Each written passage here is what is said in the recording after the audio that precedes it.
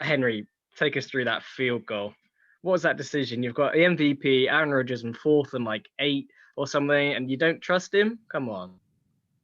Right, we'll do the field goal now. Let's get it over with. I honestly think this is probably so I've been a Packers fan for 14 years. I think this is the most painful decision I've had in the 14 years of being a Packers fan. As you said there, Chris, we've got fourth and goal from the 8-yard line, and we're down by 8 points.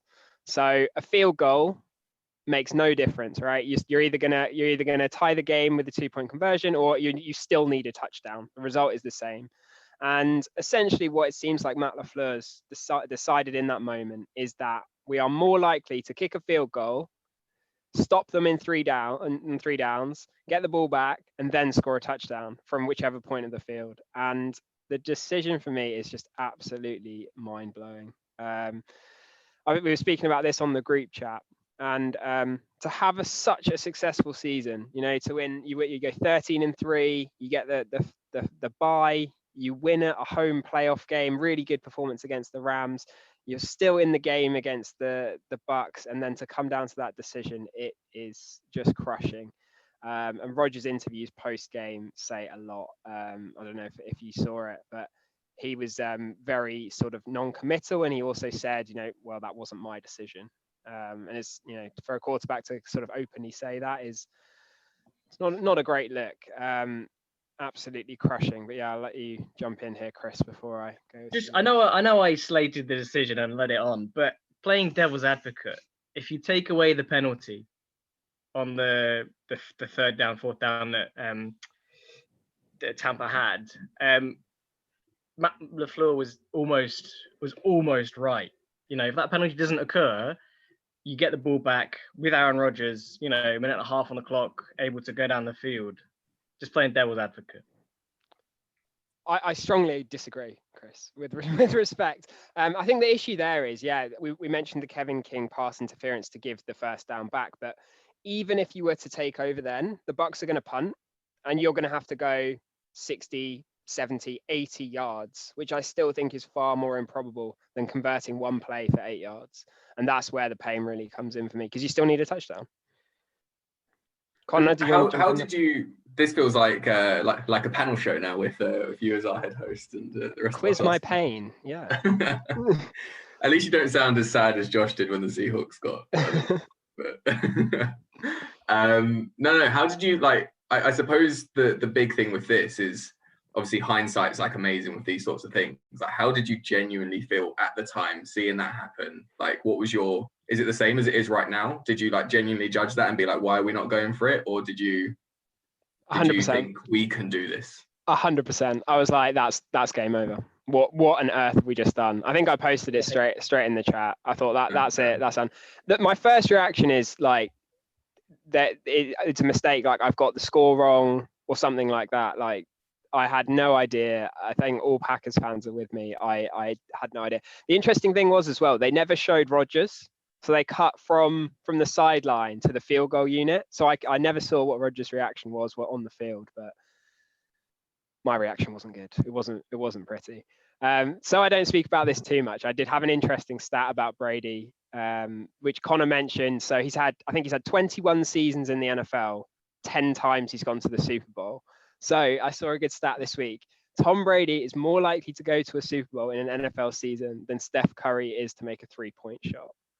And that just seems ridiculous, impossible. But in my head now, there's Brady and there's everyone else, I'm afraid. And I think Mahomes, like you said, Connor, is probably the only one that stands any kind of chance of getting anywhere near that mark. It's incredible. I'll just touch on some other points in the Packers game quickly. I mean, we talked about the Bakhtiari injury. And that had a huge impact. As Chris mentioned, 5 sacks, multiple other pressures. All of the sacks came from the edge. Our interior offensive line with Lindsay and Elgton Jenkins was very solid. And Rick Wagner and Bell really, really struggled at tackle. We really felt that loss. And Shaq Barrett and Jason Pierre-Paul really did feast on Rodgers and made us struggle a lot with that.